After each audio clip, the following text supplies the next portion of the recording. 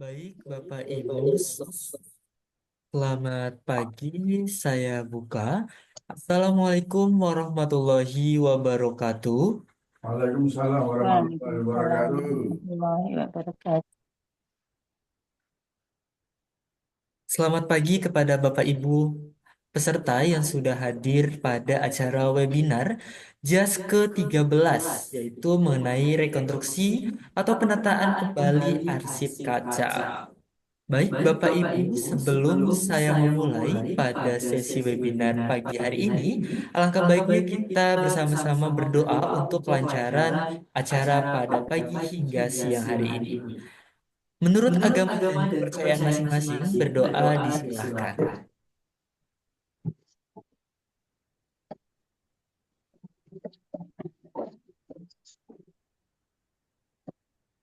Berdoa cukup. Baik, Bapak Ibu, saya Syihan Maulana yang akan memandu jalannya acara webinar pada pagi hari ini. Dan kami sampaikan bahwa PT JAS ini berlokasi di Yogyakarta, yaitu Jogja Academic School ini menyediakan berbagai bimbingan teknis, pelatihan, webinar, dan juga konsultasi terkait bidang-bidang tertentu, khususnya di bidang kearsipan, bidang perpustakaan, bidang pengelolaan sosial media, dan lain sebagainya. Dan tentu dilaksanakan baik secara online maupun secara offline. Bapak Ibu hadirin yang saya hormati, sebelum dimulai saya ingin mengonfirmasi jika Bapak Ibu ingin bertanya bisa melalui chat room atau raise hand di tengah-tengah pemateri sedang menyampaikan materinya. Jangan lupa untuk menyalakan kamera dan juga menggunakan virtual background yang telah kami sediakan.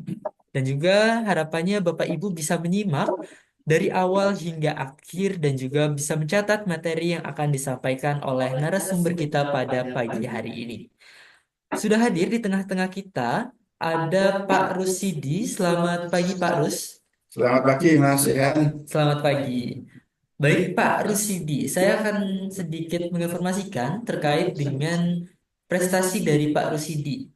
Pak Rusidi SIPMM merupakan arsiparis ahli media dari Dinas Perpustakaan dan Arsip Daerah Istimewa Yogyakarta, dan juga beliau merupakan ketua umum dari Asosiasi Arsiparis Indonesia di wilayah DIY. Dan juga beliau ini aktif di beberapa media sosial, khususnya di channel YouTube-nya, yaitu di Arsiparis Berbagi. Ini bisa Bapak Ibu tonton untuk media Pak Rusidi sebagai media berbagi kearsipan tentunya. Dan juga Pak Rusidi juga aktif menyebarkan informasi terkait dengan kearsipannya itu sendiri di websitenya, yaitu pakrus.id. Juga beliau ini merupakan penulis buku Bapak Ibu. Jadi beberapa buku yang sudah diterbitkan, di antaranya yaitu ada Pemusnahan Arsip pada tahun 2015, juga Jadwal Retensi Arsip pada tahun 2018, dan juga Kuffadis Kearsipan Indonesia pada tahun 2023. Bapak Ibu, itu sedikit informasi tambahan terkait dengan pemateri pada sesi hari ini. Baik, Pak Rusidi, eh, sudah siap nggak Pak untuk terkait dengan webinar kali ini terkait dengan rekonstruksi atau penataan kembali arsip kacau? Waktu dan layar, Pak Rus, saya silahkan ke Pak Rus. Oke.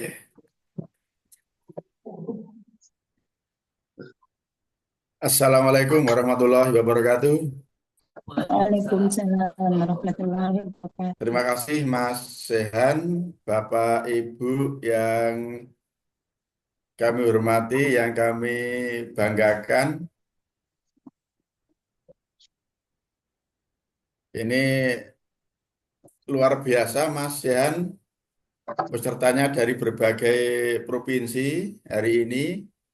Ada dari Riau, ada dari Kaltim, beberapa juga ada yang dari Jogja ya Mas Sean ya. Betul, Oke, Bapak. oke. Bapak Ibu, hari ini hari Sabtu, besok hari Ahad. Senang sekali ketemu dengan Bapak Ibu Mudah-mudahan pertemuan ini bermanfaat gitu. Oke. Udah kelihatan ini Bu Suci.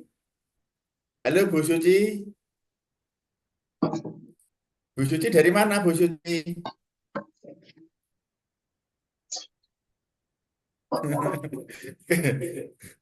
Bu Suci baru persiapan. Oke. Baik, Bapak Ibu yang akan kita diskusikan pada kesempatan ini adalah tentang arsip tidak teratur atau arsip kacau. Meskipun sekarang sudah eranya digital, sudah arsip elektronik, seperti program pemerintah kita, sekarang ada aplikasi Sri Kandi yang sudah beberapa tahun dilaksanakan di instansi-instansi pemerintah, baik di kementerian maupun di instansi pemerintah daerah, provinsi, kabupaten kota, dan juga di beberapa perguruan tinggi. Tetapi pada kenyataannya, Bapak Ibu, hampir semua perusahaan, hampir semua lembaga gitu, sampai saat ini masih memiliki arsip tidak teratur. Ya. Masih memiliki arsip kacau, arsip yang tidak tertata, arsip yang tidak berdaftar. Bahkan kemarin saya menerima informasi ada satu lembaga yang tahun ini mendapatkan dana 200 juta gitu untuk melakukan rekonstruksi arsip. Artinya dengan anggaran seperti itu dapat kita bayangkan Bapak Ibu, arsipnya pasti banyak sekali. Ya. Jadi untuk merekonstruksi arsip itu mendapat anggaran sekitar 200 juta. Itu satu instansi ya, untuk tahun ini atau tahun depan itu. Ini membuktikan bahwa arsip tidak teratur itu masih berada di mana-mana, masih dimiliki oleh banyak lembaga, baik instansi pemerintah maupun instansi swasta. 3 atau 4 bulan yang lalu, saya juga diundang di salah satu provinsi, juga di sana memiliki arsip yang tidak teratur, yang jumlahnya juga tidak sedikit, Bapak Ibu. Sehingga kebingungan ketika akan melaksanakan penyusutan. Itu.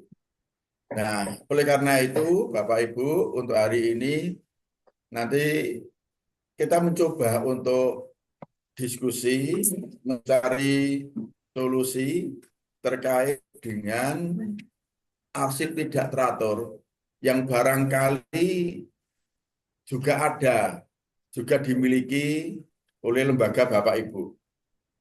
Mudah-mudahan bermanfaat ya Bapak Ibu ya. Ini sifatnya kita sharing, kita berbagi Bapak Ibu. Karena kebetulan saya sendiri sudah 35 tahun di kearsipan, sejak tahun 90 sampai sekarang. Saya masih aktif di lembaga kearsipan. Dan sejak tahun 90 itu juga ya, kami juga menghadapi arsip tidak teratur dan sampai sekarang Bapak Ibu itu juga belum habis arsip tidak teratur itu. Ya, yang di instansi-instansi di wilayah kerja kami. Sampai sekarang loh Bapak Ibu, sejak tahun 90 masih ada saja itu arsip tidak teratur. Ya, arsip yang tidak memiliki daftar. Oke. Mudah-mudahan bermanfaat ya Bapak Ibu ya. Mari kita mulai. Mas sehat? Bisa minta tolong Mas ya? Baik, Pak. Oke.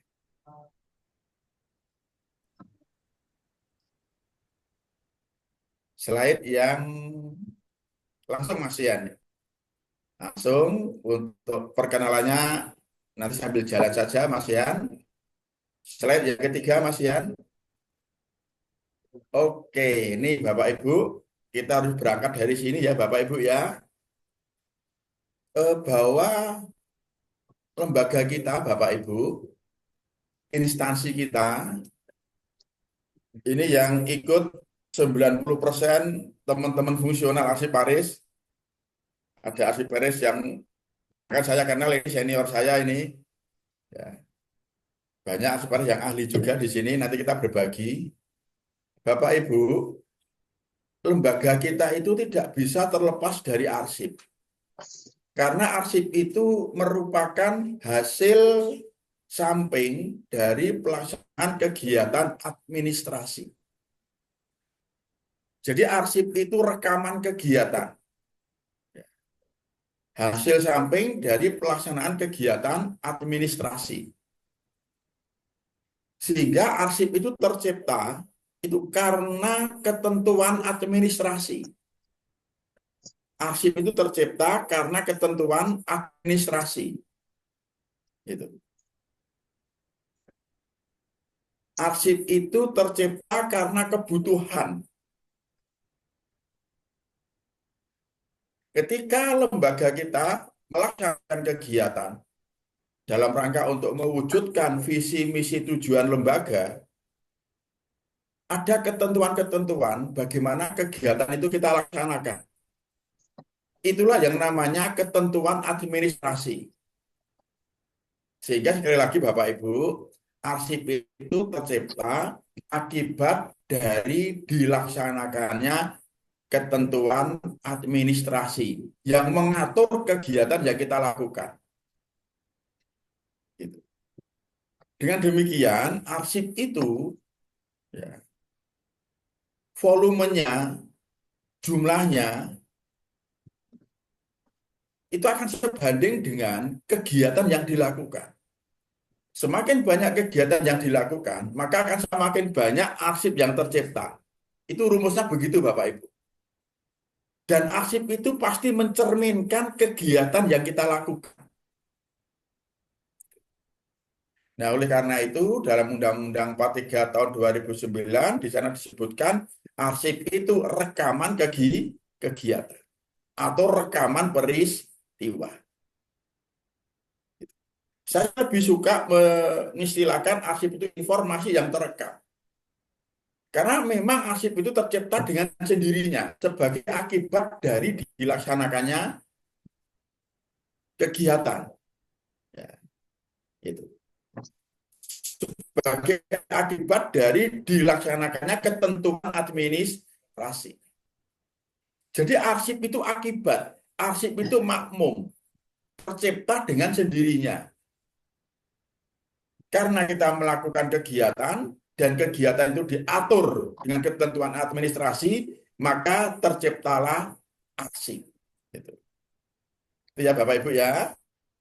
Jadi arsip itu rekaman kegiatan atau peristiwa. Atau arsip itu informasi yang terekam. Gitu. Dalam berbagai bentuk dan media. Artinya apa? Yang namanya informasi itu bisa terekam dalam media rekam apapun. Yang itu sesuai dengan perkembangan teknologi informasi dan teknologi komunikasi.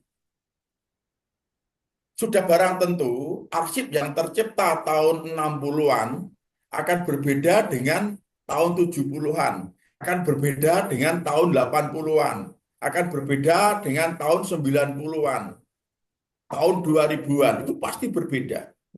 Karena ada perkembangan teknologi informasi dan teknologi komunikasi. Gitu.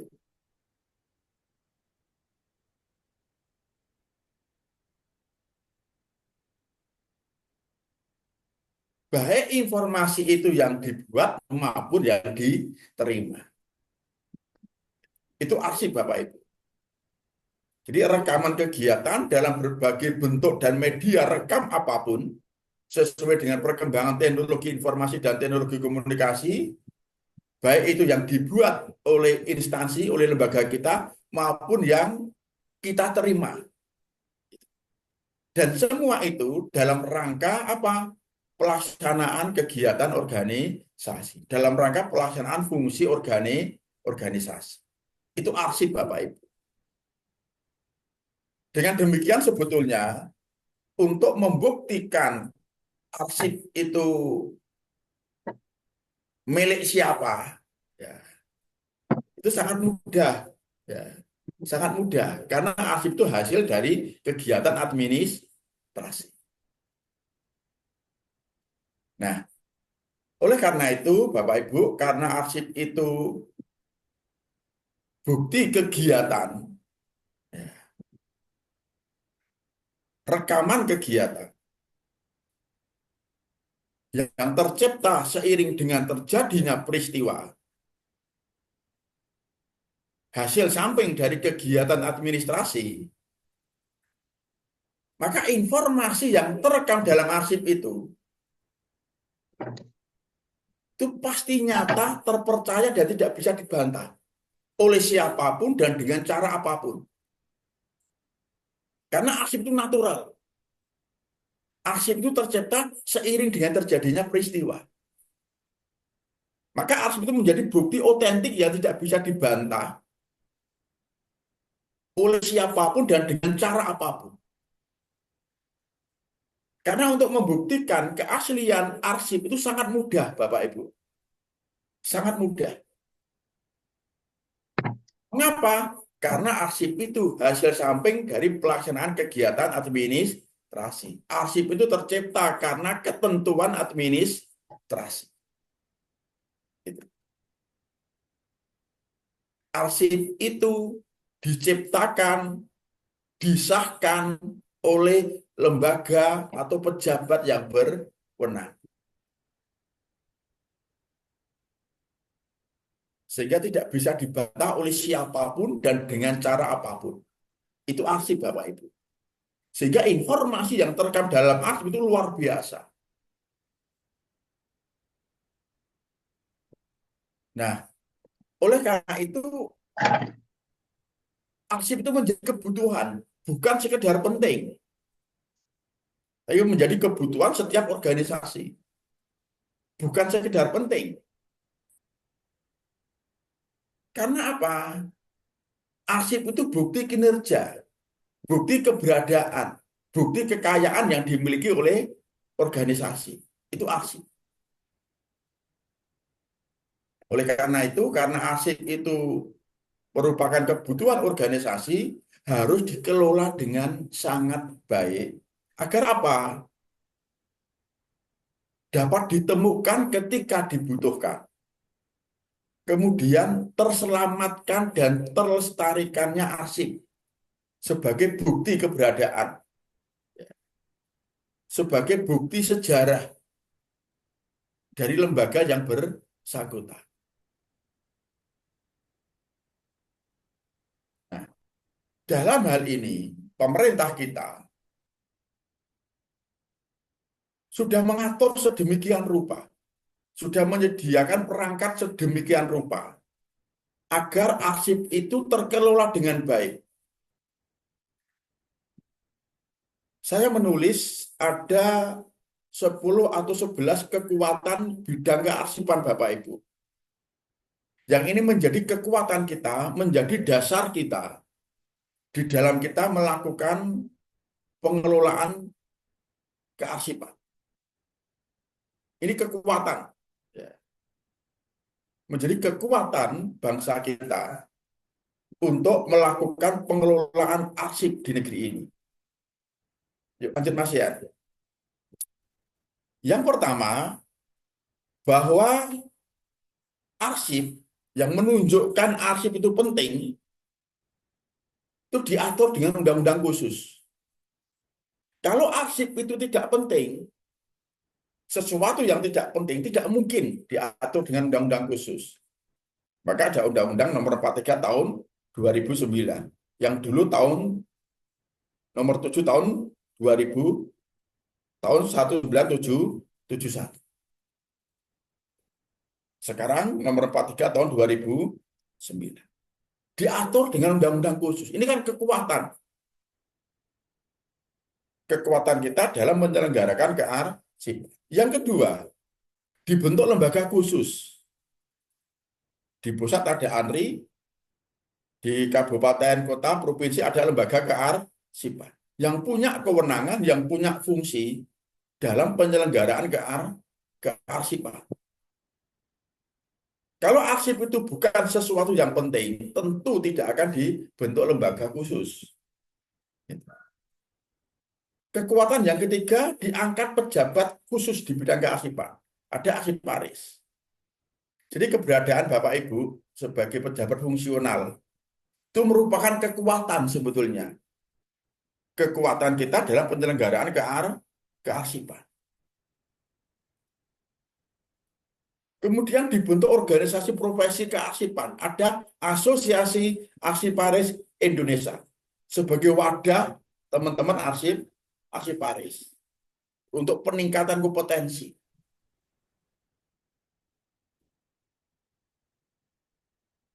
Jadi dibentuk organisasi profesi.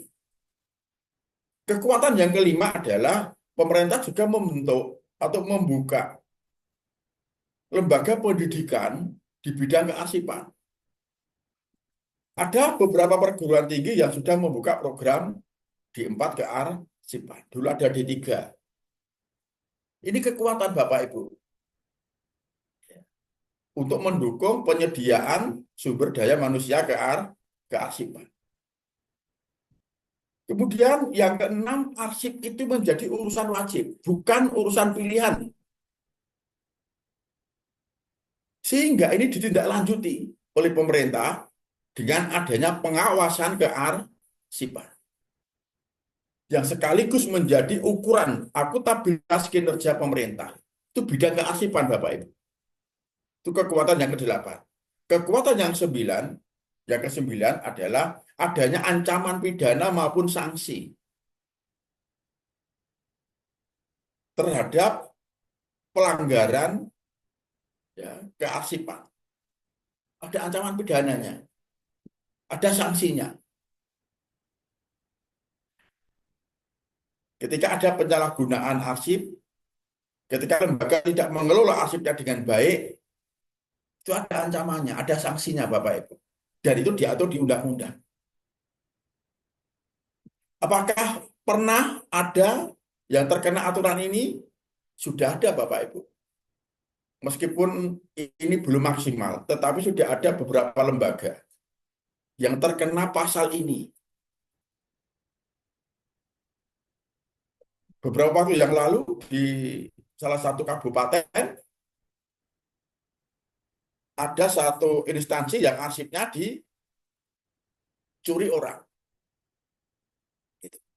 Sehingga pimpinan instansi kena sanksi karena tidak dapat mengamankan arsipnya. Tidak bisa menjaga arsipnya. Sampai arsipnya dicuri orang. Itu di salah satu kabupaten. Yang kedua, belum lama ada pemusnahan arsip yang secara tidak prosedural masuk penjara 3 tahun.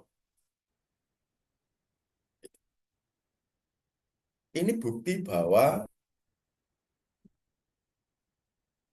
ada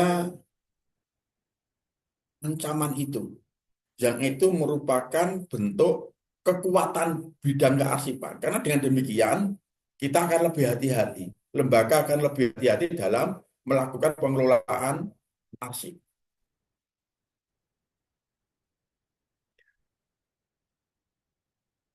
Dan yang tidak kalah pentingnya, Bapak-Ibu, arsip itu dibutuhkan oleh setiap organisasi dan dijadikan sebagai memori kolektif bangsa. Nah, ini kekuatan-kekuatan bidang kearsipan.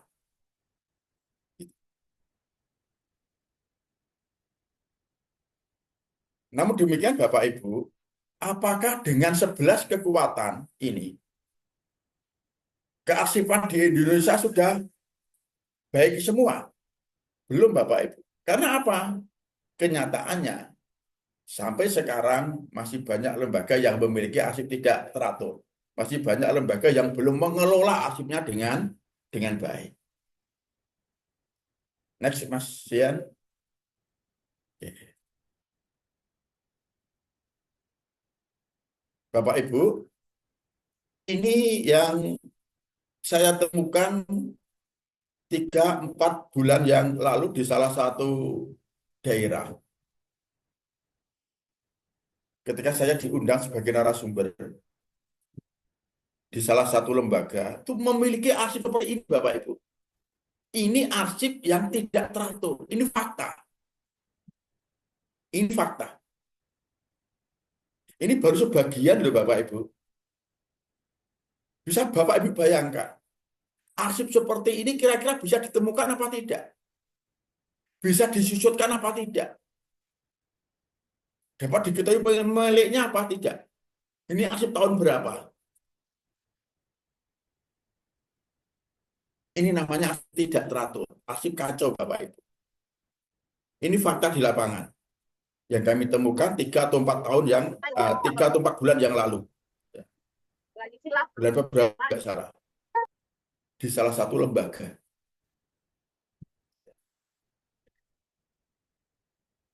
Yang kebetulan pada saat itu memang mengatasi masalah ini untuk dilakukan penyusutan. Ini fakta ya Bapak Ibu ya. Dan tidak hanya di salah satu dua lembaga saja, masih banyak lembaga yang memiliki arsip dalam kondisi seperti ini. Next, Mas Ian.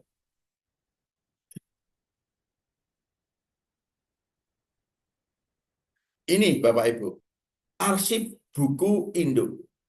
Ini baru bulan kemarin, ya, baru bulan kemarin kami temukan di salah satu sekolah. Buku Indo pengelolaannya masih ditumpuk di dalam almari, belum dikelola sebagaimana mestinya. Ini video ya Mas Ian ya.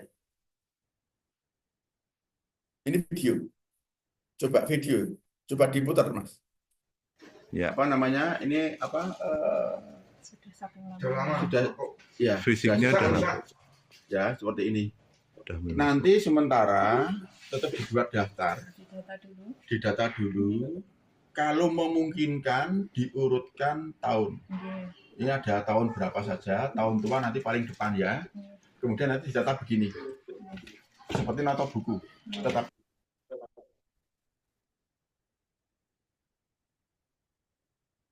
Enggak nih Mas ya. Ada suaranya Mas ya.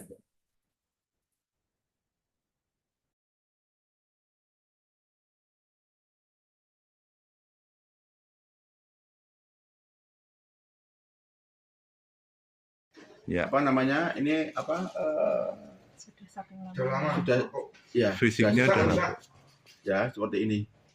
Nanti sementara tetap dibuat daftar. Didata dulu. Kalau memungkinkan diurutkan tahun. Ini ada tahun berapa saja. Tahun tua nanti paling depan ya. Kemudian nanti didata begini. Seperti nota buku. Tetapi di sini diberi nomor. Sesuai dengan nomor daftar. Oke, clear ya. Kemudian jangan lupa nanti di kolom keterangan diberi keterangan misalnya yang ini tahun berapa ini kondisi rusak. Oh ya, yang keterangannya ya. Ya, oke. Yang kedua, kalau ini memang tidak mungkin untuk didekeng ini, nanti bisa diberi sarana apa, dibungkus atau apalah. Pokoknya monggo kondisional ya untuk mengamankan. Untuk mengamankan ya. Kalau ya seperti ini kan bisa ya, tapi kalau seperti ini kayaknya oke Mas Ian, terima kasih Mas Ian. Jadi ini Bapak Ibu, buku Indo yang merupakan arsip vital, arsip kelas 1 di sekolah, juga masih banyak yang belum dikelola dengan baik. Tentu ini menjadi keprihatinan kita bersama Bapak Ibu dan harus segera ada solusi. Yuk lanjut Mas Ian.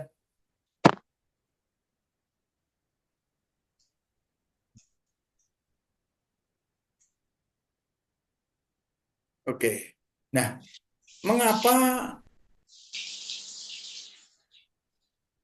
ini bisa terjadi Bapak Ibu? Mengapa arsip tidak teratur ini lahir? Yang pertama, bisa jadi karena belum memiliki pedoman. belum memiliki aturan, regulasi.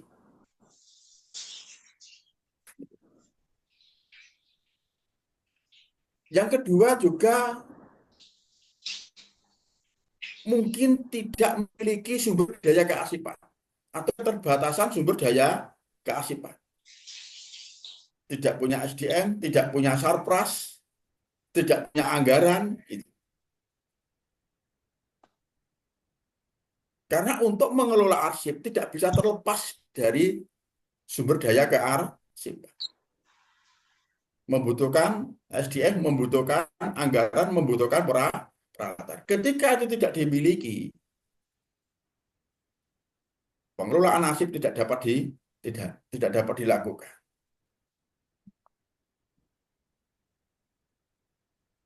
Yang berikutnya karena keterbatasan pengetahuan ya, atau pemahaman tentang kearsipan. Tidak tahu apa yang harus dilakukan. Kasihan. Enggak ya. Oke. Yang kelima,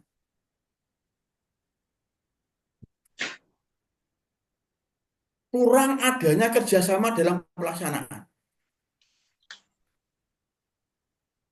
Jadi pengelolaan arsip itu melibatkan semua unsur yang ada dalam organisasi. Tidak bisa arsip itu hanya diserahkan saja kepada arsiparis atau petugas kearsipan. Tanpa adanya dukungan dari struktural, pengambil kebijakan, unsur pimpinan, jangan harap arsip dapat terkelola dengan baik.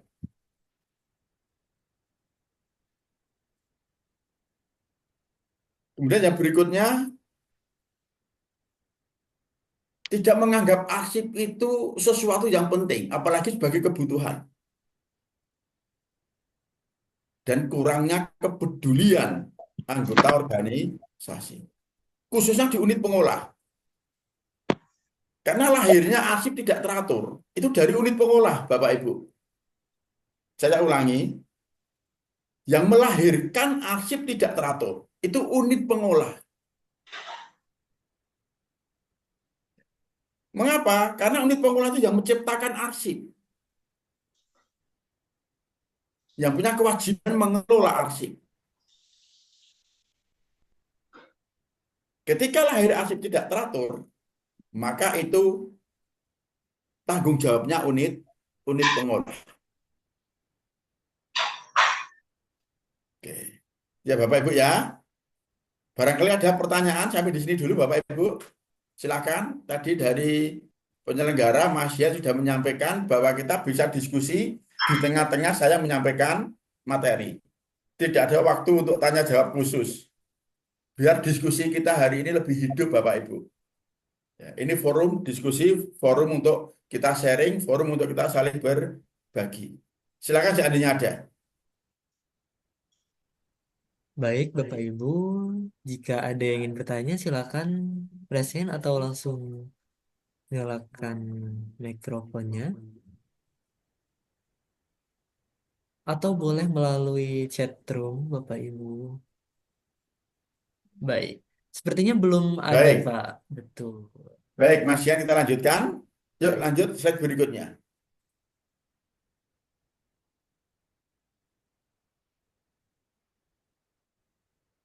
Oke.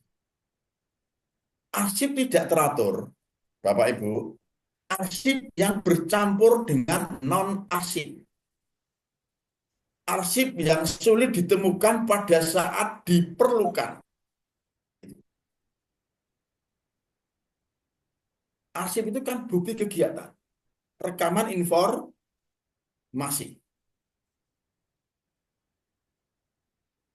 Semestinya arsip itu digunakan untuk bahan operasional, untuk bahan pengambilan keputusan.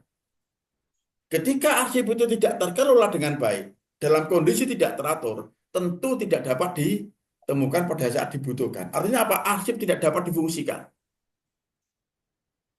Yang ketiga, arsip yang tidak jelas isi informasinya. Mana yang penting, mana yang tidak penting, mana yang boleh musnah, mana yang tidak boleh musnah.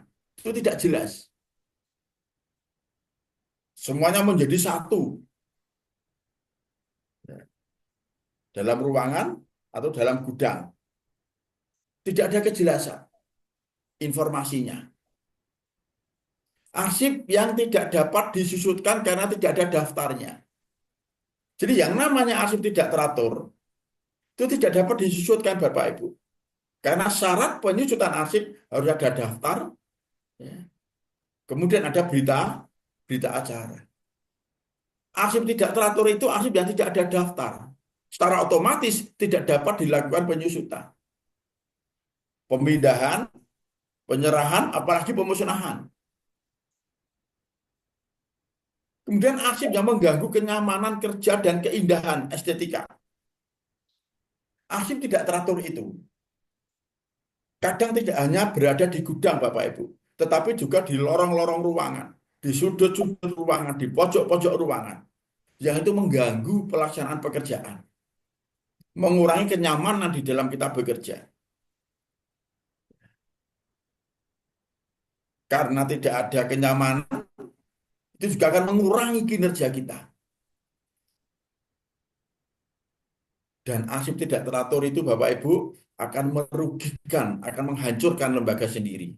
Karena apa?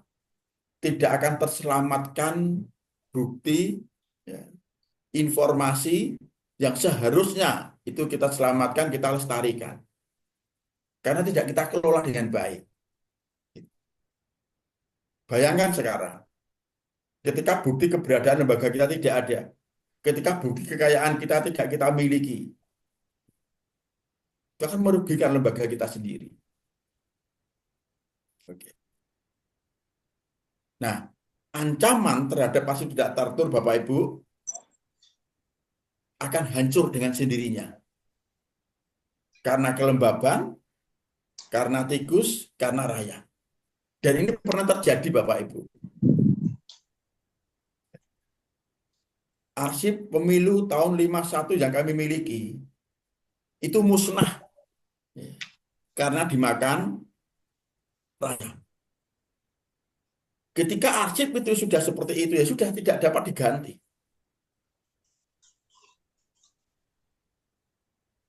Jadi kalau arsip itu sudah musnah Bapak Ibu, tidak dapat diganti.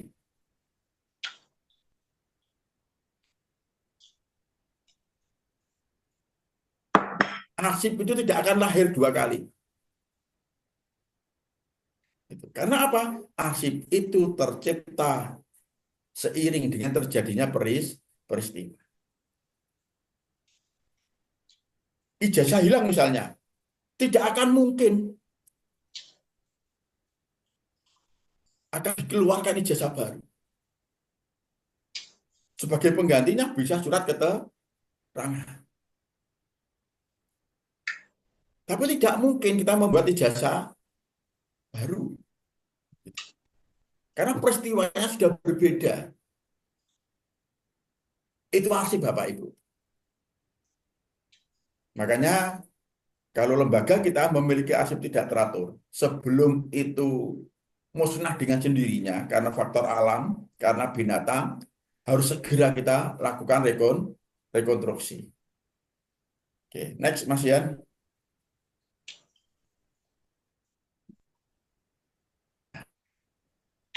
Kalau berbicara tingkatan, ya, tingkatan ketidakteraturan atau tingkatan kekacauan arsip, Bapak Ibu,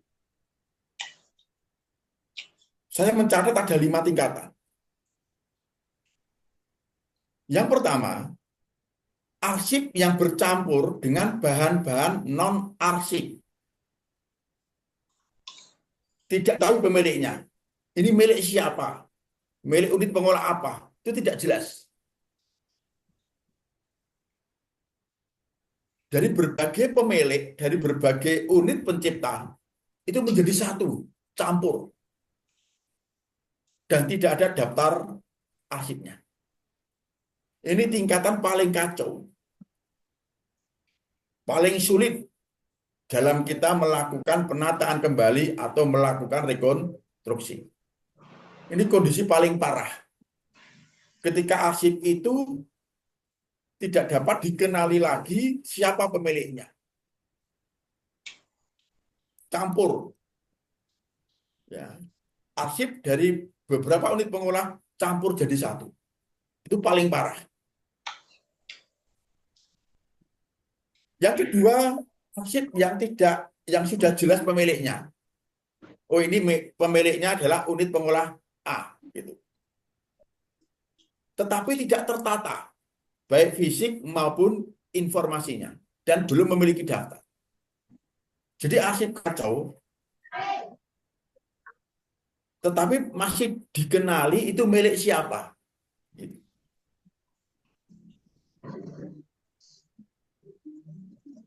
Tingkat yang ketiga, arsip yang jelas pemiliknya sudah memiliki daftar. Daftarnya ada, tapi daftar itu tidak berfungsi karena fisik arsipnya tidak ditata sesuai dengan daftarnya. Ada kondisi seperti itu, Bapak Ibu, yang kami temukan di lapangan ketika kami melakukan pendampingan, melakukan pembinaan. Ada daftarnya, tetapi daftar itu tidak dapat difungsikan karena arsipnya tidak tertata dengan baik. Itu. Level yang keempat, arsip yang fisiknya tertata. Pemiliknya jelas. Ya. Informasinya jelas, tetapi tidak memiliki daftar. Beberapa waktu yang lalu, saya berusaha. Perusahaan tersebut memiliki arsip yang sangat banyak. Arsip-arsipnya dimasukkan di box atau di dus. Tetapi di box itu ditulisi. Ini arsip milik ini. Arsipnya tentang ini. Itu ditulisi. Itu. Tetapi itu hanya di box arsip. Hanya di dus arsip tulisan itu. Daftarnya tidak ada. Itu lumayan Bapak Ibu, ada kejelasan informasi. Arsip siapa, tentang apa. Itu hanya ditulis di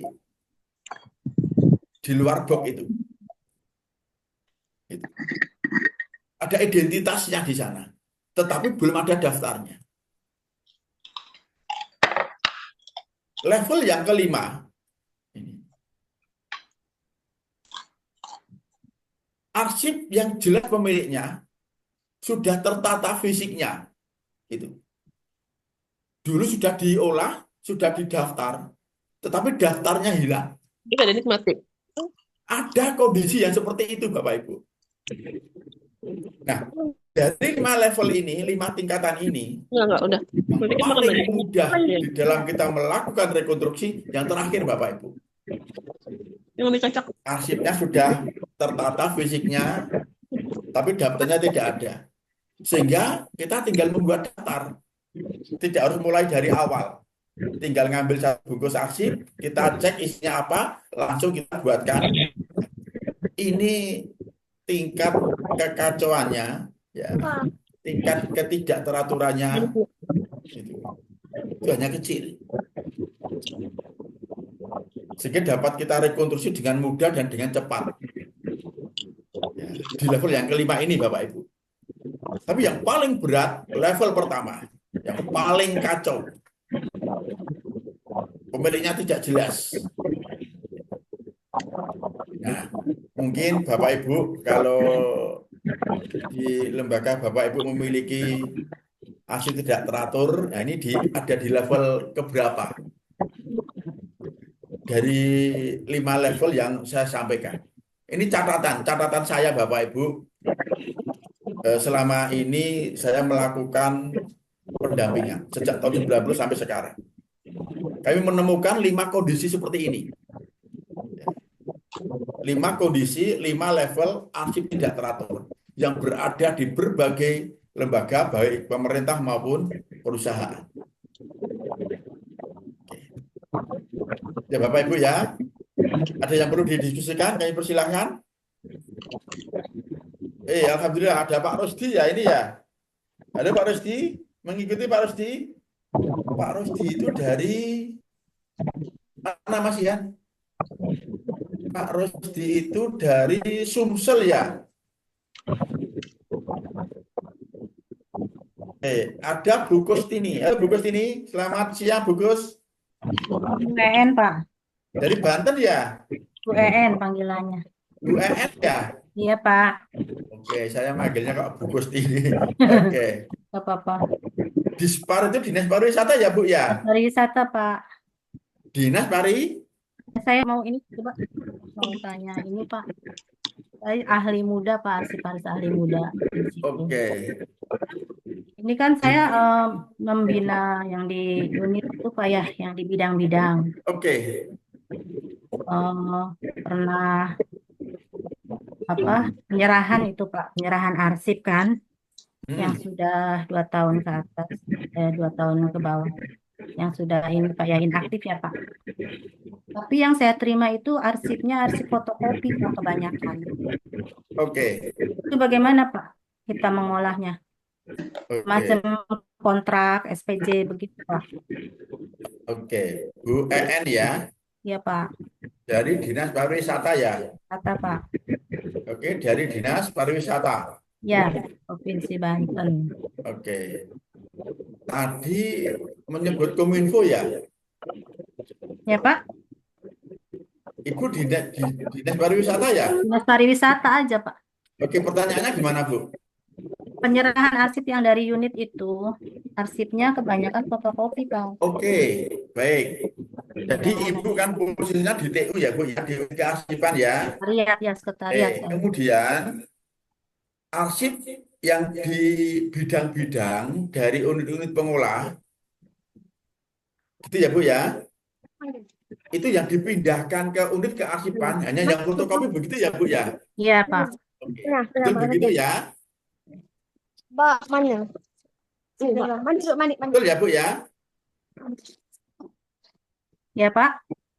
Betul begitu ya Bu ya? Ya, Oke, yang kami terima arsipnya fotokopi. baik. Itu namanya apa Bu? Kita ini kita samakan dulu. Ada berat.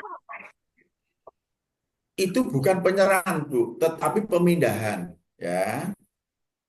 Jadi Ya. unit pengolah itu punya kewajiban memindahkan arsipnya ke unit kearsipan. Ya. Jadi penyusutan itu Bu, ada pemindahan, ada penyerahan, ada pemusnahan. Kalau pemindahan itu yang dipindahkan itu arsip inaktif dari unit pengolah dari bidang-bidang ke unit kearsipan atau sekretariat dinas. Itu ya Bu ya. Ya, Pak. Oke Bu N, gitu. Ya, Pak. Beda dengan penyerahan. Kalau bahasanya penyerahan, yang diserahkan itu arsip statis. Itu yang menyerahkan dari unit kearsipan perangkat daerah ke lembaga kearsipan. Jadi sudah antar OPD, gitu ya Bu ya. Dan itu statis yang diserahkan.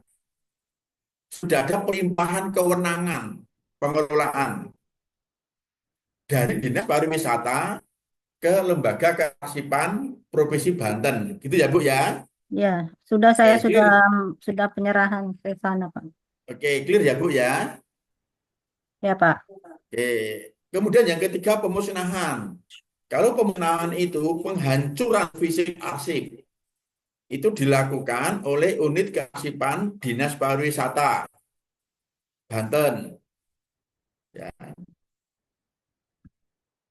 Pak. Atau lembaga kearsipan Banten itu juga dapat melaksanakan pemusnahan untuk arsip yang retensinya 10 tahun atau lebih. Nah, ini yang kita diskusikan Bu, pemindahan arsip inaktif dari unit pengolah dipindahkan ke unit kearsipan Dinas Pariwisata. Kok Ya. yang dipindahkan hanya yang fotokopi gitu ya Bu ya? Ya, Pak. Oke. Ini terjadi di banyak perangkat daerah Bu. Tidak hanya di Banten. Di beberapa daerah seperti itu. Bahkan beberapa waktu yang lalu, saya diundang untuk menjadi narasumber pengelolaan arsip di kementerian. Di kementerian itu Bu, itu menyampaikan begini. Kemarin malam Kamis kami juga memberikan materi di Kementerian Sosial. Oke. Kasusnya seperti yang Ibu hadapi. Ya. Arsip yang dipindahkan dari unit pengolah ke unit kearsipan itu hanya yang fotokopi, bahkan arsip-arsip yang apa? Arsip-arsip yang hanya korespondensi, bukan arsip-arsip substantif. Gitu. Bukan arsip-arsip substantif. Gitu. Gitu. Yang dipindahkan itu.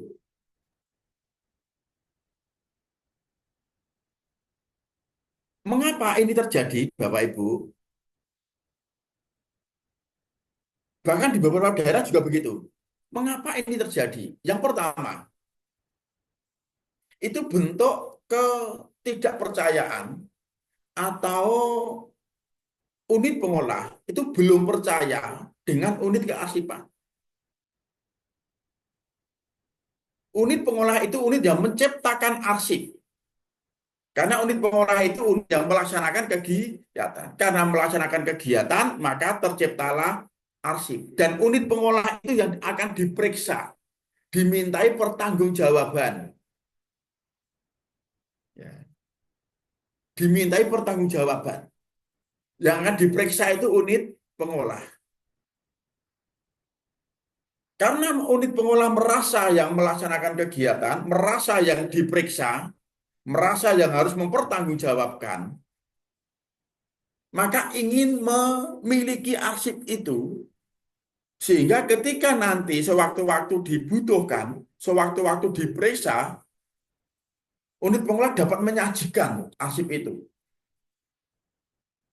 Sehingga yang asli tetap dipegang oleh unit pengolah. Tetap dipertahankan oleh unit pengolah.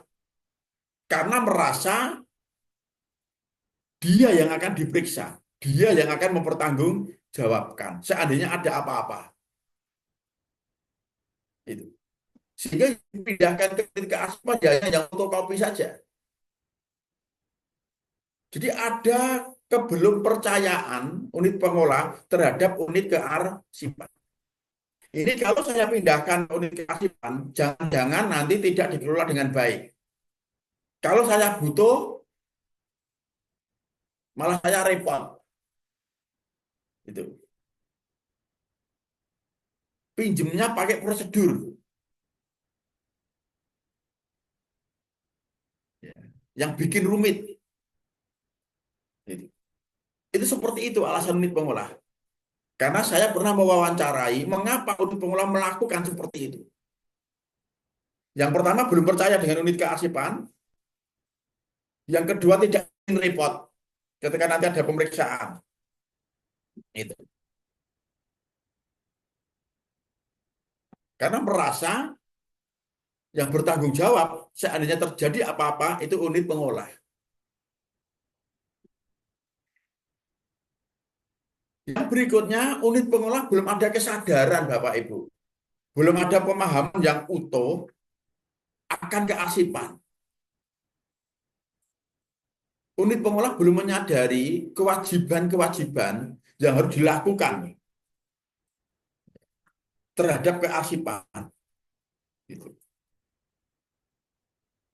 Oleh karena itu yang harus dilakukan, Bu EN, ya, Ibu selaku di unit kearsipan adalah satu, memberikan pemahaman kepada unit pengolah bahwa unit pengolah itu punya kewajiban memindahkan arsipnya ke unit kearsipan dan yang dipindahkan itu arsip asli, bukan fotokopi. Fotokopi itu arsip yang tidak bernilai.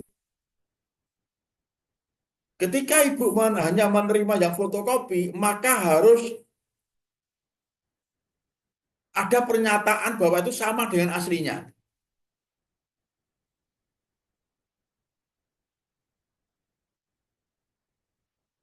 Ijazah saja kalau fotokopi disuruh legalisir kok. Karena arsip fotokopi itu Bapak Ibu patut dipertanyakan sesuai tidak dengan aslinya. Itu. Oleh karena itu yang harus dilakukan unit kearsipan, satu, memberikan pemahaman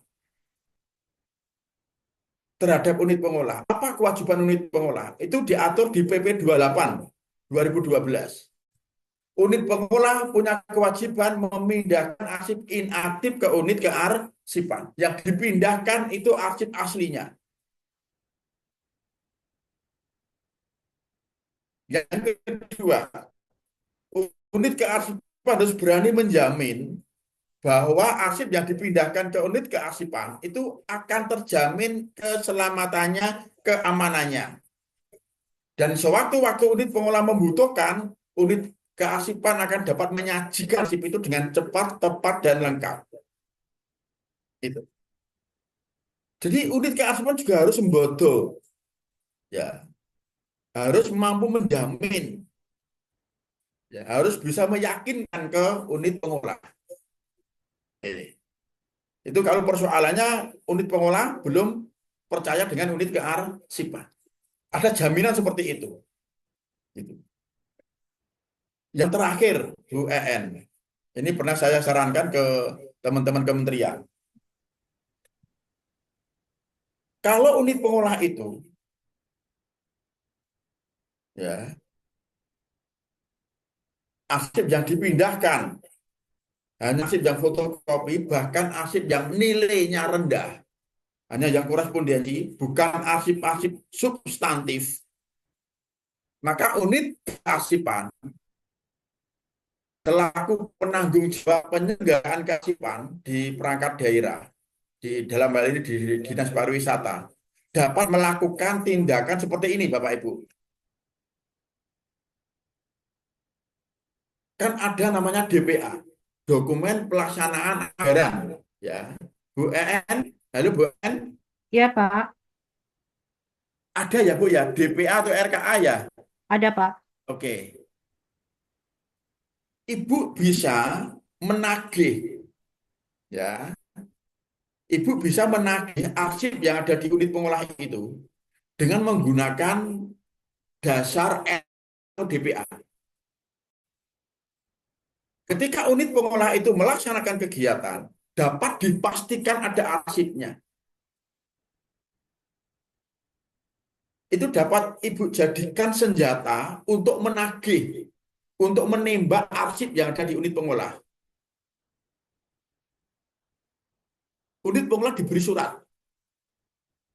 Berdasarkan RKA tahun ini, Bapak Ibu melaksanakan kegiatan 1, 2, 3, 4, 5. Kami mohon arsipnya untuk dipindahkan ke unit kearsipan. Sebagaimana diamanatkan dalam peraturan bupati atau peraturan gubernur atau peraturan pemerintah. Itu Bu. Dengan cara seperti itu, unit pengolah tidak dapat mengelak. Unit pengolah tidak dapat mengatakan di tempat saya tidak ada arsipnya. Saya tidak punya arsip seperti itu. Itu tidak bisa, Bu. Tidak mungkin. Karena dasarnya RKA. Di RKA atau DPA jelas disebutkan bahwa unit pengolah bidang itu punya kegiatan 1, 2, 3. Kan bunyi di sana. Karena ada nama-nama kegiatan berikut besaran anggaran.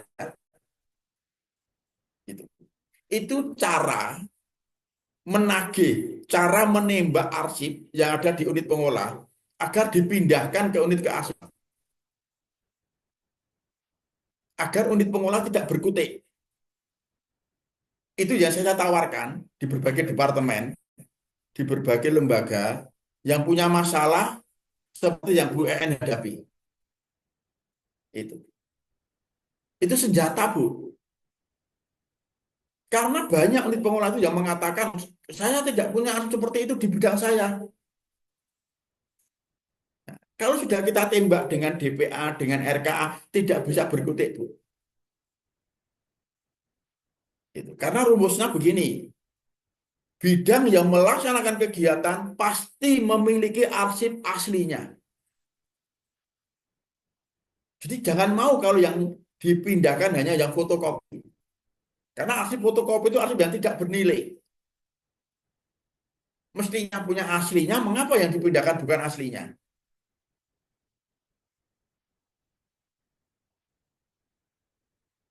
Oke, itu ya Bu EN ya. Ya, Pak. Bisa Makasih. diterima Bu atau ada yang belum ini? Jangan nangis ya Bu ya. Makasih, Pak. Bisa diterima Bu. Oke. Bisa, Bu, Pak. Bisa. Jadi seperti itu Bu solusinya Bu. Kita Ya, coba saja Bu. ya. Besok ditagih. Ini yang mana arsipnya kok hanya yang fotokopi? Oh saya nggak punya aslinya. Tidak mungkin. Oke, berani taruhan Bu. Tidak mungkin. Pegangan Ibu adalah DPA atau RKA. Ya, Itu. Pak. Dulu ketika saya ditanya oleh teman-teman kementerian, oleh teman-teman perusahaan itu ya juga saya mikir bagaimana ya caranya ya untuk menyelamatkan arsip asli yang dimiliki oleh unit-unit pengolah. Yang dipindahkan kok hanya yang korespondensi, hanya yang fotokopi, hanya yang undangan-undangan yang nggak ada nilainya. Arsip substantif itu malah tidak dipindahkan. Itu lembaga bisa rugi seperti itu. Tidak bukti kerja. Gitu. Nah, kami menemukan seperti itu, Bapak Ibu ya, khususan Bu EN, dicoba Bu, besok Ibu kan di unit kearsipan ya, Ibu arsiparis muda ya, Ya, oke, Pak. Ya, Pak. Makasih, Pak. ditagih Bu, Ya, ditagih, ditembak dengan RKA, ya. pasti Ya, dia nggak Pak. berkutik, gitu. Bilang saja besok ini katanya Pak Rosidi gitu ya Bu ya, Ya, Pak. Siap. oke. Ada yang lain Bapak Ibu? Makasih, Pak. Silahkan, kalau ada yang Baik. ingin berbagi, Ini Pak ada lagi nih Pak ya. dari Ibu Azizah. Ini terkait solusi juga nih. Heeh. Bila dalam suatu lembaga terdapat arsip kacau yang banyak, misalkan sudah satu gudang gitu Pak. Nah, ingin merapikan arsip dengan keterbatasan anggaran, SDM, dan juga sarana prasarana gitu. Seperti apa Pak solusinya? Seperti itu. Ini lewat chat ya Mas ya? Betul, lewat chat. Oke, Bu Bu Aziza dari mana ya? Halo Ibu, Bu Aziza dari mana? Dari Serang, Pak. Ya? Dari Serang. Hah? Serang, Banten. Sekarang Banten. Oh, ini rombongan Banten ya?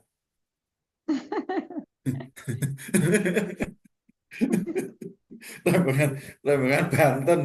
Oke, apa solusi bila dalam suatu lembaga terdapat arsip kacau? Ditambah balau enggak, Bu? Misalnya Ya, sudah boleh. satu gedung, oke.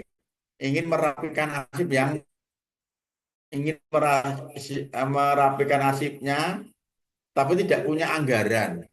Oke, bagaimana ya Bu ya?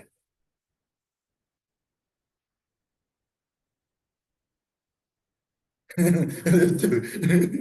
Halo Bu Aziza, ini Ibu di perangkat daerah apa Bu? Ada sih, Pak. Oke. Oh, saya dikasih tahu Baik, lah, Pak. baik. Bapak Ibu, salah satu yang mengakibatkan lahirnya arsip kacau, ya, lahirnya arsip kacau, ya, itu karena keterbatasan sumber daya kearsipan. Ada anggaran, ada SDM, ada peralatan, tempat itu.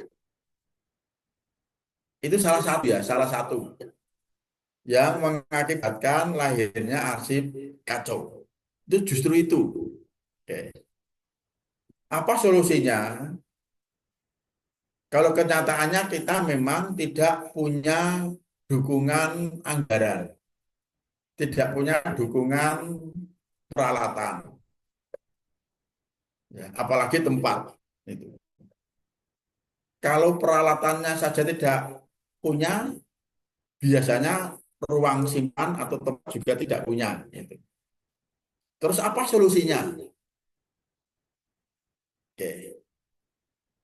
Solusinya adalah tetap berjuang untuk memperoleh, untuk mendapatkan, untuk menyediakan sumber daya kearsipan yang dibutuhkan. Karena untuk mengelola arsip tidak bisa tanpa sumber daya kearsipan. Misalnya untuk merekonstruksi arsip, Bapak Ibu tidak bisa ketika melakukan rekonstruksi arsip tidak menyediakan SDM, tidak menyediakan peralatan seperti box arsip, gitu. Tidak menyediakan rak arsip, hampir-hampir tidak mungkin. Maka harus diupayakan agar mendapatkan sumber daya tersebut. Gitu. Caranya bagaimana? Beri pemahaman kepada pengambil kebijakan, yakinkan ke mereka bahwa mengelola arsip itu kewajiban. Ketika kewajiban itu tidak dilaksanakan, sampaikan kerugiannya, sampaikan resiko-resikonya. Baik itu yang ada di undang-undang maupun yang ada di PP. Gitu. Karena belum terpenuhinya sumber daya kearsipan. Ini biasanya karena belum memahami akan arti pentingnya arsip, akan kewajiban yang harus dilakukan oleh pimpinan, oleh pengambil kebijakan. Gitu.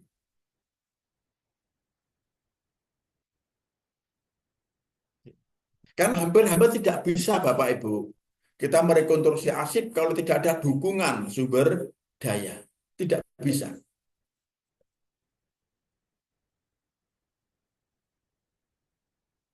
Itu solusi. Solusinya adalah berupaya, ya, berupaya memberikan pemahaman, meyakinkan kepada pimpinan pengambil kebijakan bahwa arsip itu harus direkonstruksi dan harus ada dukungan. Kita itu memiliki sumber daya kearsipan, peralatan, tempat, anggaran, tenaga. Itu saja belum cukup kok untuk menjadikan kearsipan baik. Kalau tidak ada kebersamaan. Terpenuhinya sumber daya saja belum cukup Bapak Ibu untuk menjadikan kearsipan kita baik. Kalau tidak ada kebersamaan pengelolaan arsip antara bawahan, antara staf dengan unsur pimpinan. Karena arsip itu ya unik. Artinya apa? Ya harus dilaksanakan secara bersama-sama karena menyentuh berbagai unsur. Coba sekarang misalnya pengurusan surat. Tidak bisa kita lepas dari pimpinan.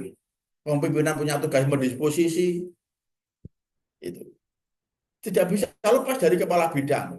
Kepala bidang juga punya kewajiban mendisposisi dan seterusnya. Kalau unsur pimpinan, kemudian kepala bidang, dan sebagainya, tidak memahami kearsipan, ya jangan harap kearsipannya bagus. Kepala bidang tidak boleh menyimpan arsipnya sendiri, ternyata masih menyimpan arsipnya sendiri. Dan seterusnya. Ya tidak akan terjadi penyusutan arsip ketika arsip itu disimpan oleh masing-masing pribadi, oleh masing-masing pimpinan. Maka perlu pemahaman. Itu ya Mbak, ya Aziza. Itu solusinya. Gitu. Karena memang tidak mungkin tanpa didukung dengan sumber daya kearsipan untuk melakukan rekonstruksi arsip. Kalau punya tapi jumlahnya terbatas, ya sudah sesuai dengan sumber daya yang dimiliki, gitu loh.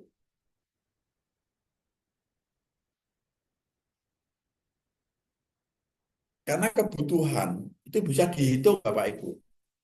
Bisa dihitung. Misalnya Bapak Ibu hanya memiliki anggaran sekian, hanya memiliki SDM sekian. Itu akan mampu menyelesaikan arsip tidak teratur sejumlah sekian. Itu ada rumusnya, bisa dihitung. Mudah-mudahan nanti waktunya ada untuk menghitung kebutuhan Bapak Ibu. Itu. Itu ya Mbak Aziza ya.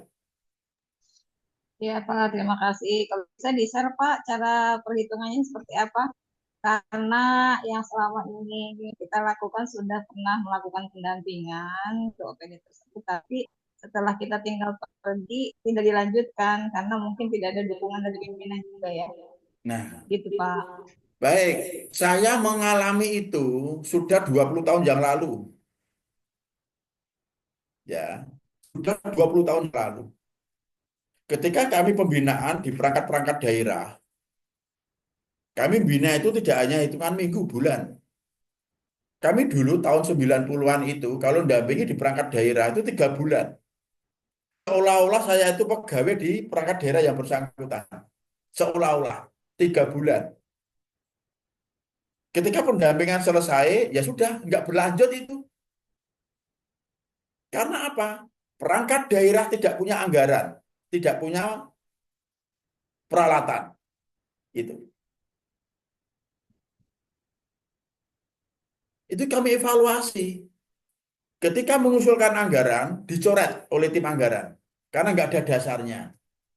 Maka solusi kami adalah ketika itu, kami diskusi dengan biro organisasi. Ya, dengan biro organisasi. Dengan tim anggaran. Kami memasukkan di SHBC. Ya, SHBC. Standar barang dan jasa. Ya, SHBJ. Standar harga barang dan jasa ketika itu. Di sana kami masukkan rak arsip, kertas Samson atau sampul arsip. Kami masukkan sarana-sarana kearsipan yang itu dibutuhkan oleh semua perangkat daerah.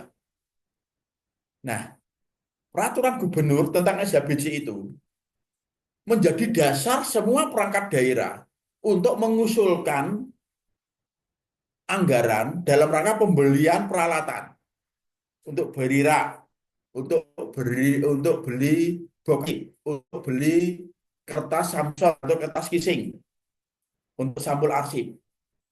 Dan setelah itu tidak ada pencoretan. Karena apa? Ada dasar hukumnya yang diatur di SHBJ. Itu solusi kami saat itu. Sehingga sampai sekarang nggak ada masalah. Karena apa? Ada cantolannya, ada dasar hukumnya untuk mengusulkan anggaran dalam rangka penyelenggaraan kearsipan. Itu di tempat kami begitu, Bu Aziza. Itu sudah 20 tahun yang lalu. Itu solusi kami. Itu. Ya bagaimana mungkin perangkat daerah melanjutkan apa yang sudah kita berikan ketika perangkat daerah itu tidak memiliki sumber daya? Nonsen, tidak mungkin. Maka kita bantu buatkan regulasinya untuk dasar perangkat daerah mengajukan usulan. Gitu. Gitu Bu Aziza. Kalau Baik, posisinya Pak. Ibu di Terima lembaga kasih. kearsipan, ya masukkan itu ya, buat regulasi, buat aturan yang itu menjadi pegangan, menjadi dasar bagi perangkat daerah.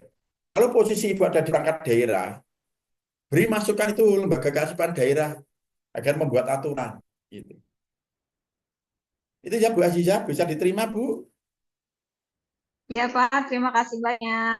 Itu tulisan Bu. Dan itu sudah kami lakukan yang lalu.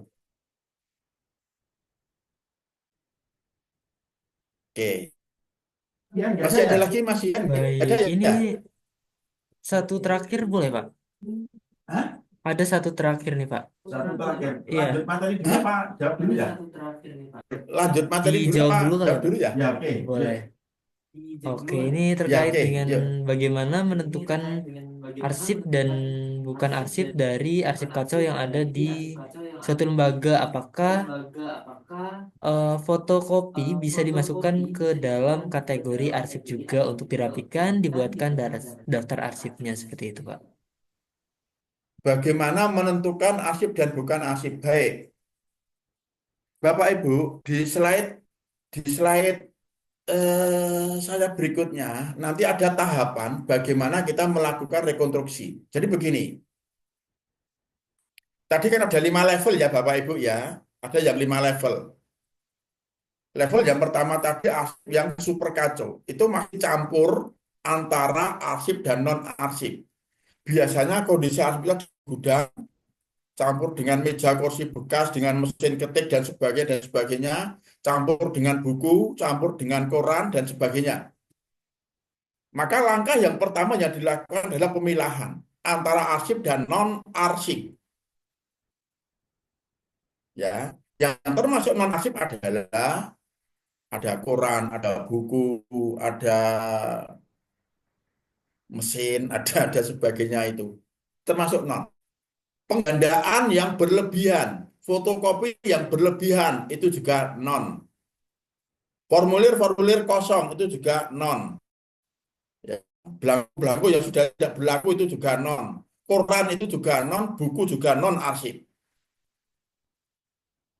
Yang non seperti itu langsung bisa masuk karung. Udah nggak usah dibahas karena non arsip. Sekarang pertanyaannya, fotokopi itu arsip apa non arsip? Itu kan pertanyaannya. Fotokopi itu arsip apa non arsip?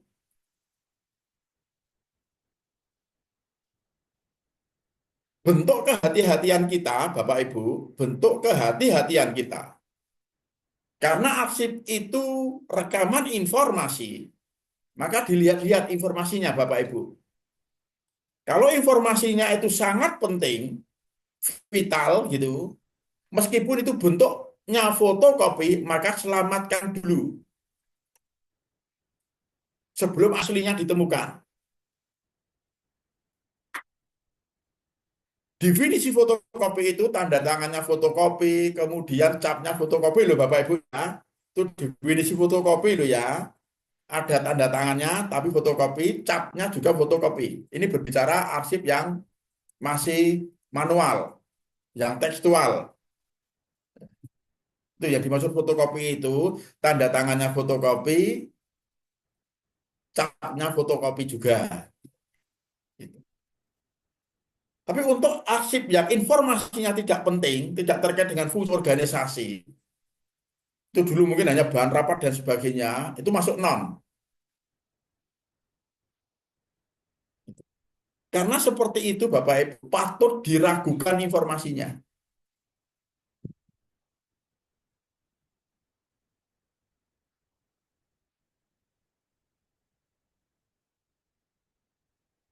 Ya, itu ya Bapak Ibu ya.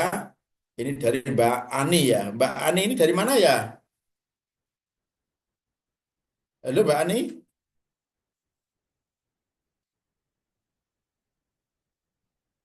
Oke. Jadi itu ya Mbak Ani ya, Bapak Ibu ya. Jadi langkah pertama memang pemilahan antara arsip dan non-arsip. Yang termasuk non-arsip ya ada koran, ada buku, ada penggandaan yang berlebihan. Definisi penggandaan yang berlebihan begini Bapak Ibu. Kadang kita ini misalnya seperti di chatwan lah yang pernah kami temukan itu. Dalam rangka bahan rapat itu kan penggandaannya banyak. Ya, dalam rangka bahan rapat itu kan penggandaaannya banyak. Gitu. Kalau itu memang berlebih, maka itu bisa masuk non. Oke, biasanya kita menemukan 1-2 arsip ya, yaitu hasil penggandaan. Maka ambil saja satu, yang lain masuk non. Tapi harus diyakinkan bahwa itu hasil penggandaan. Tapi kalau itu memang hanya fotokopi, capnya fotokopi, tanda tangannya fotokopi, ya sudah masuk non. Kecuali itu informasinya sangat penting, sangat vital, Bapak Ibu. Misalnya masalah tanah, masalah aset. Gitu. Ini bentuk kehati-hatian.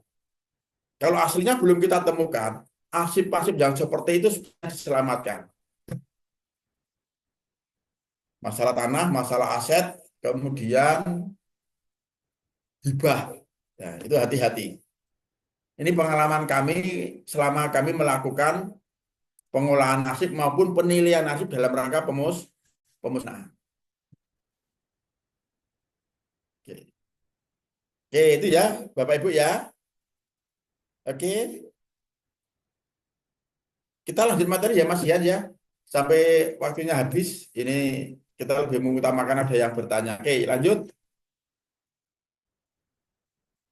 Nah, ini pesannya undang-undang Bapak Ibu bahwa tidak bisa ditawar lagi. Kita itu harus melakukan pengolahan arsip, ya.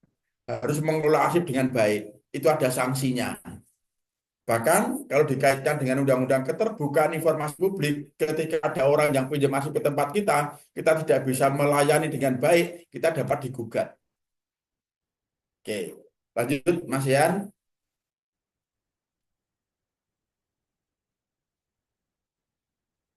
Lanjut.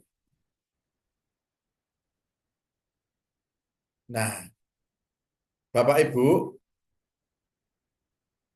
siapa, ini penting Bapak Ibu, ini penting. Siapa yang punya kewajiban untuk melakukan rekonstruksi?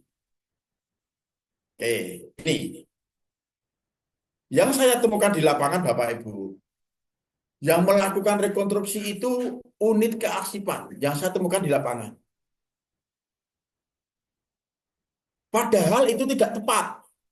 Saya tidak mengatakan salah loh ya, kurang tepat. Karena apa? Yang punya kewajiban melakukan rekonstruksi itu unit pengolah, bukan unit kearsipan. Mengapa?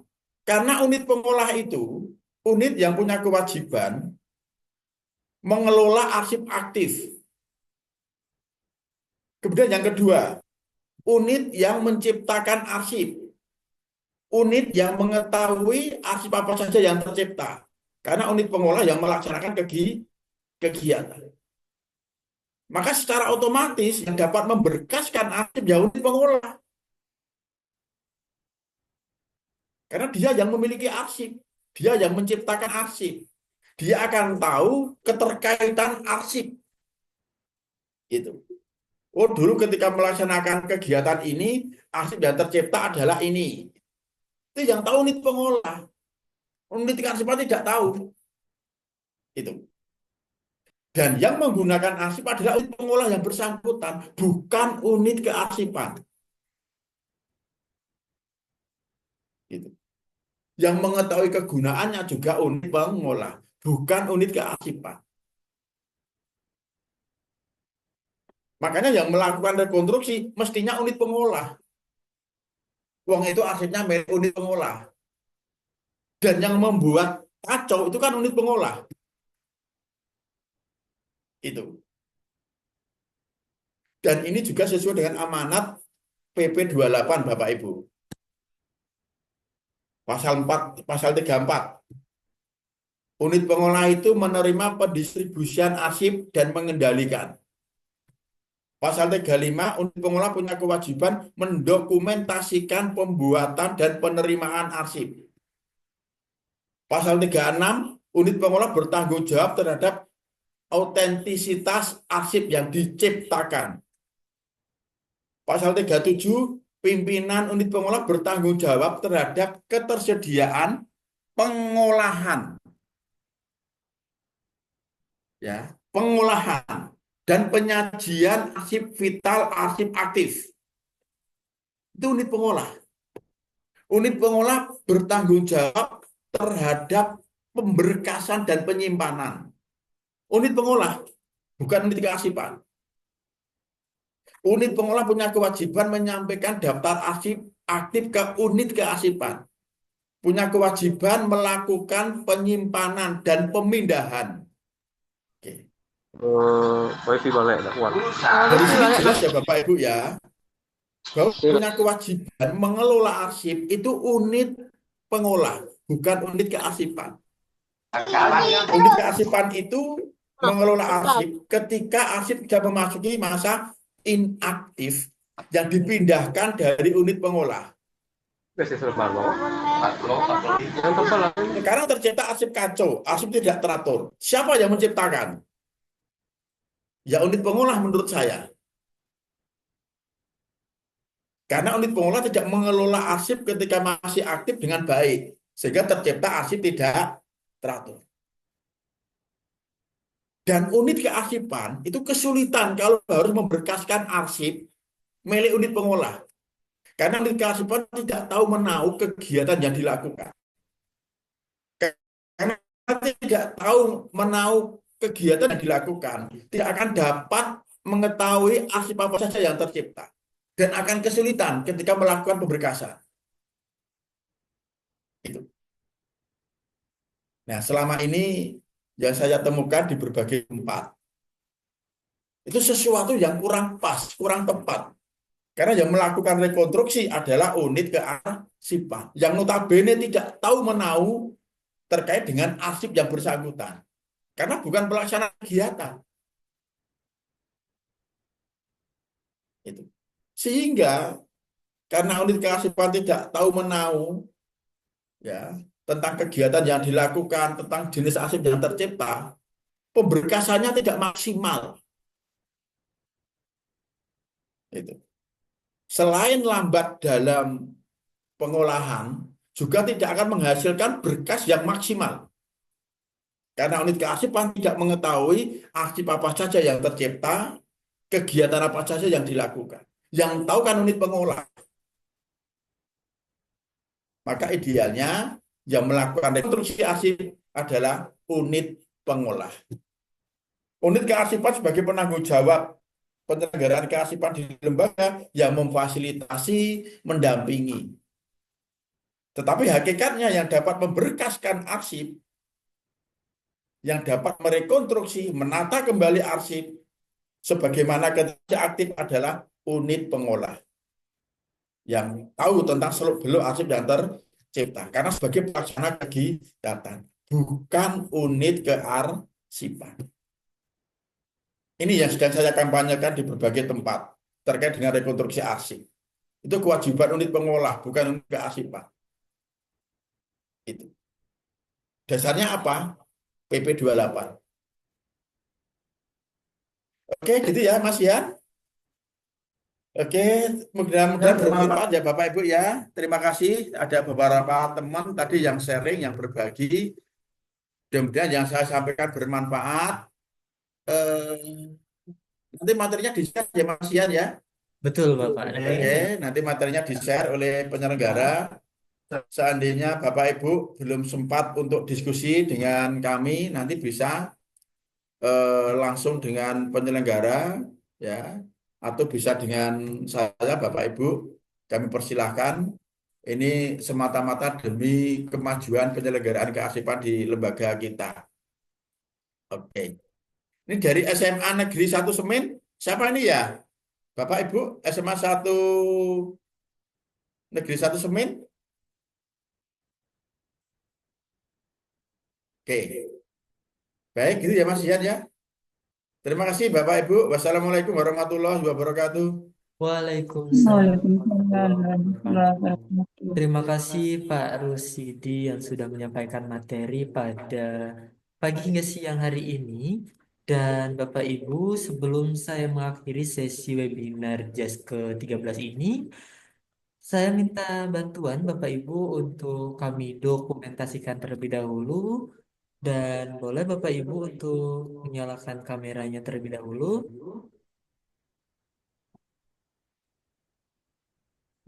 Kami tunggu.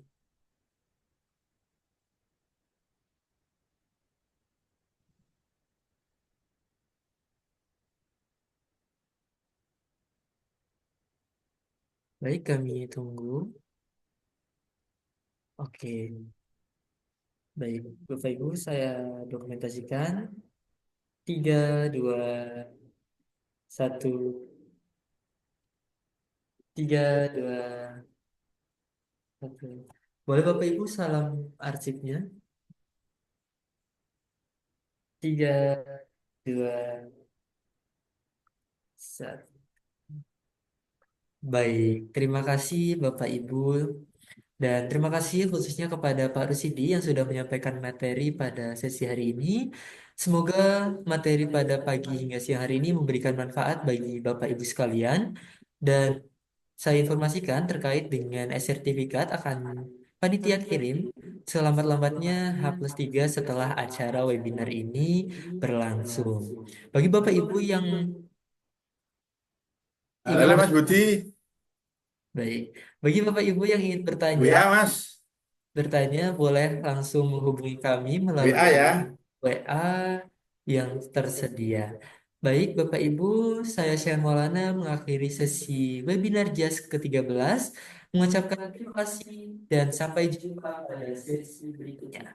Wassalamualaikum warahmatullahi wabarakatuh. Waalaikumsalam warahmatullahi Waalaikumsalam wabarakatuh. warahmatullahi wabarakatuh. Terima Mas kasih Budi Bapak. Dinkes WA ya Mas ya.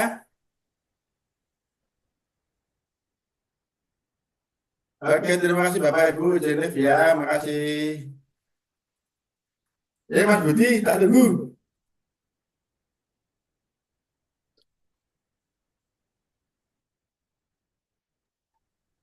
Pakai pun Pak Rusidi.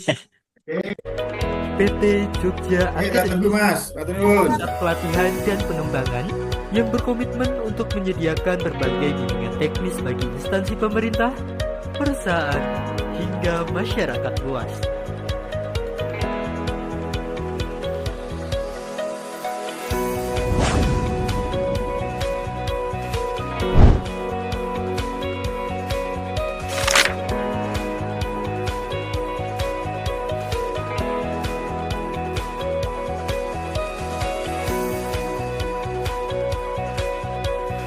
Dengan beragam program pelatihan yang disesuaikan kebutuhan pengembangan dunia kerja, kami hadir untuk mendukung meningkatkan kompetensi dan kapasitas sumber daya manusia di berbagai bidang.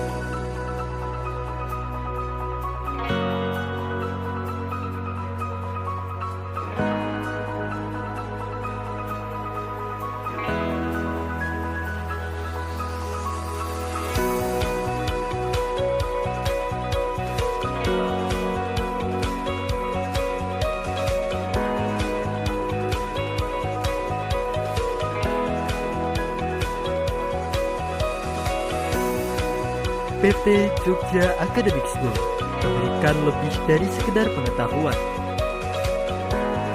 Setiap sesi meninggalkan jejak keterampilan baru. Kami hadir membawa perubahan nyata dalam mewujudkan sumber daya manusia yang unggul dan siap menghadapi tantangan masa depan.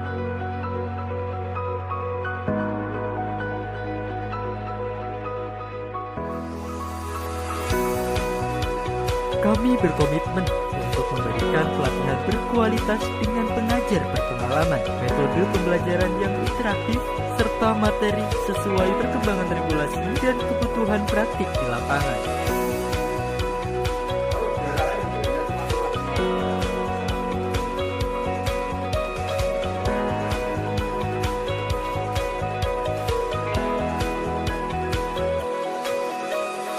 PT Jogja Academic School, mitra terbaik Anda dalam perjalanan menuju kesuksesan profesional.